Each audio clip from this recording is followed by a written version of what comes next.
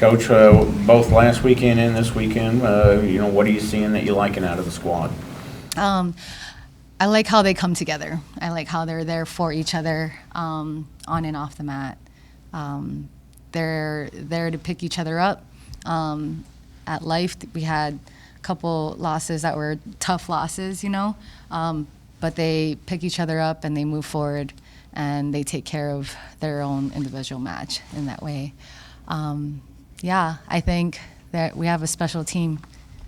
What are you seeing out of Nenea as she's working her way back to 100%? I see growth. She's grown from last year to this year. As far as her patience, her injury last December was not a new injury she sustained. She had a very similar injury on the other side of that. So when it happened, it was pretty devastating to think that she had to go through it again. But she was very smart and diligent in her comeback of not trying to rush it and being patient, and it pretty much transferred, I feel like, how she presents herself on the mat. Today may have looked a little different because she was just freight training through her double legs, which was awesome. But in previous matches throughout the season, you could see a lot of tactical growth and mental growth in her. A big part of today was about debuts for a lot of people, transfers and freshmen. I'm curious, what did you tell the newbies going into today, and what did you hope that they would get out of the experience? And I guess particularly Rhiann and Valerie, who didn't get to wrestle today, did you tell them anything when you realized that they wouldn't have matches that you'd still hope that they could take from the whole experience? Yeah, when I found out that both teams didn't have a 103 and 110 pound, it really was a conversation with Rhiann and all three of the 110 pounders, and really they dream of that experience of being in Carver, no matter if they have, obviously at first they would want to be able to compete, but one of them was like, can I still go out there and take the forfeit? I've always dreamt to get my hand raised in Carver. So it's like, absolutely. I think the women that we have recruited, for the most part, live for moments like this. They feel that energy from the fans and the community who come out and support them, and they feed off of that. They, like Reese had said earlier, they want to fight for our Iowa and put on a show. Someone like Naomi, she grew up a Hawkeye fan, and it really was, is this something that, like everything you imagined and more, and it totally made her day to represent being a Hawkeye and going out there and competing. So I felt they did a great job, all of our freshmen and our transfers, not everyone thrives in environments like that, and you have to work with them individually on how to prepare for moments like that. And you get to learn how each of them goes out and make adjustments throughout those moments, as daunting as sometimes Carver can be, and for some.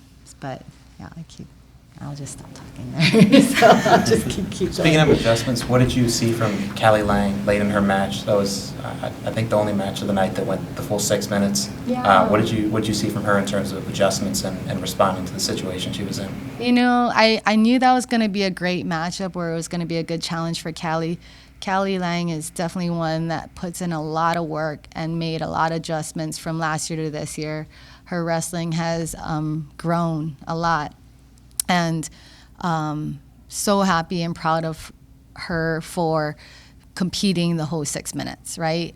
She fought for every point that she went to go get, and she fought for every position she tried to take control and own, right? So for her to finish off and finding a way to win, speaks so much of who she is as a person, because she has the biggest heart.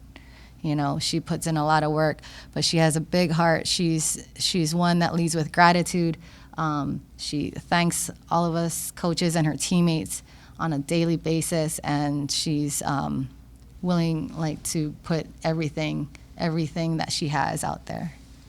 The Carver schedule's few and far between. You guys won't be back here until mid-January. Did you have a message to the team about maybe, you know, savoring an opportunity like today?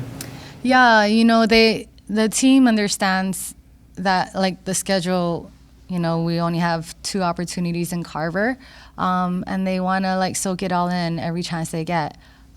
Soldier Salute at Extreme Arena is another one that they'll be competing in December, end of December. So hopefully people come out to that. You know, the goal is to eventually get more dual meets in Carver, and really it's you know, like, hoping to get that for the future. I think the 2 is good for where we're at currently, but there's growth. You know, the programs are being added.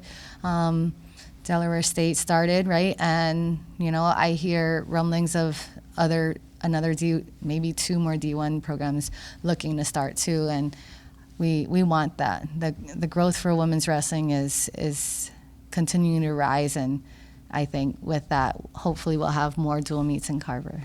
What are some of the things that you're going to try and work on as you maneuver through some of these November, December tournaments? Continue to work on, like, areas, you know, for as a team, you know, to continually to grow throughout the season, individually and team focus areas, and really more than that, the mindset of the tactical and the mental and the emotional. You know, like, I think they do a great job, but there's always little adjustments that we can make along the way, individually and as a program, as a team. At 110 pounds, you have Ava Bayless coming back. We see Emily Gonzalez wrestling at 110. Val Solorio's impressed. So can you walk us through that competition, how that's been going, kind of the process of having 3 really talented wrestlers at that weight right now? Oh, they make our job so hard, because they are so great. All 3 of them are so great, and they push each other. And they're not afraid to challenge each other in that way in the room. And their mentality is like they know they have to earn that spot, right? Nothing's a given, you know, and they have to prove it day in and day out.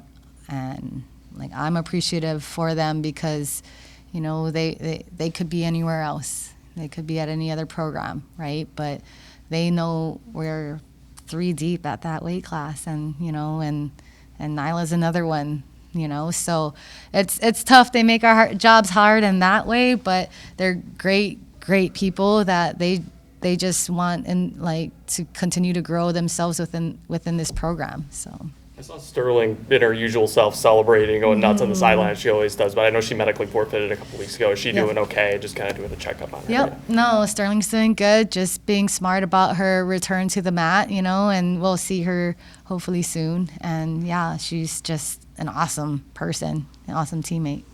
Kennedy Blades, obviously you've known her for a long time, but what have you learned about her since she's arrived on campus and in her first couple of competitions? Oh, man.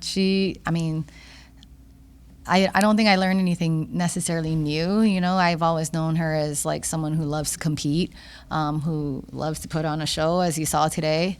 And she's fun. She enjoys, like, these moments and enjoys her teammates.